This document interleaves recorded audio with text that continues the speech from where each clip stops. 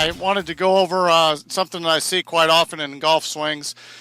People who try to control the golf club head or try to control the face of the club.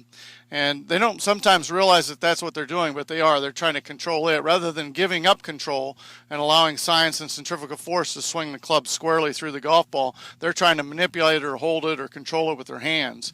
You'll see this a lot of times with people who have the face shut at the top of the swing. So I'm going to demonstrate what it looks like to keep the face shut at the top, and it's going to look something like this. Some people arch it and shut it intentionally with their wrists.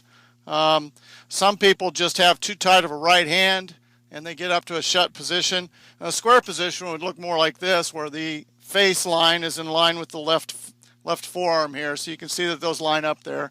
Okay, so that would be kind of a square position. And a square position, just so you know, is where the club swings actually open and close during the swing, but we consider square to be the face in an open position at the top. Okay, this would be too open and this would be too shut or too closed. So like I said, recently I had a student who was swinging the club back, too shut, too closed, always held on to it at the top and kind of controlled the club face in this position. Therefore, he had to kind of hold on to it and not let it release as he came through. And like I said, I've seen this with several students, but I came up with this description for him, and maybe it'll help you. When we hold a golf club head at address, the weight of the mass, or the mass of the club head, is on one side of the shaft. This weight is not centered. You can see it's not centered directly underneath the tip of the shaft. It's off center here, so it's on the top side, we'll call this. This is the shaft, so we'll call this the top side and we'll call this the bottom side. So as I'm holding the club head here and addressing the golf ball, I'm holding the weight on top of the shaft. I'm not holding the weight on the bottom of the shaft.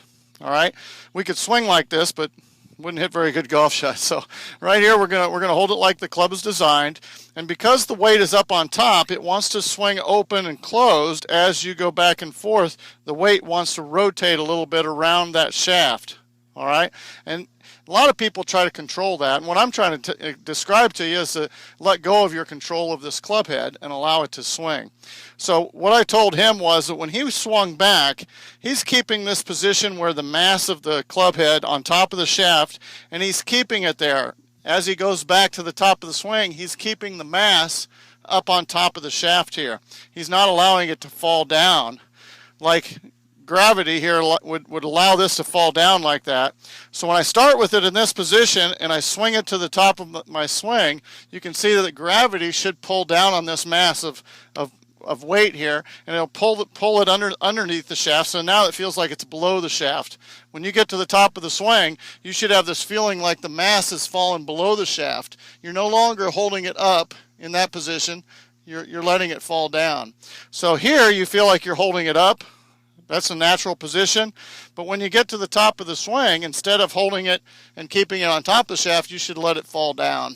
All right, and this helped this guy a lot. He started just swinging back, and he would relax his wrists and his hands so that the mass of the weight could fall down and naturally swing the club face open into a square position at the top.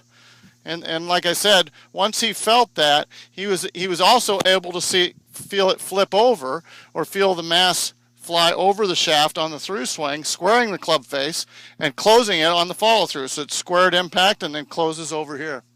All right, so obviously you have to let go of your control to feel this. And when you let go of your control, you'll feel like a lighter grip pressure. And that lighter grip pressure is going to allow you to swing it open and hinge it more. You might get a little bit more hinge at the top, which will be good for your club head speed. And the lighter grip pressure will give you a faster, more quick release at the bottom, which will be a centrifugal release. And you'll create more club head speed and longer, straighter shots. So try this next time you go out. Give up your control of the club head. Don't control it at the top and hold on to it and keep it in a closed position. Allow it to swing with the weight going under the shaft, and then let it release itself at the bottom, and you'll find that the ball goes better, straighter and farther.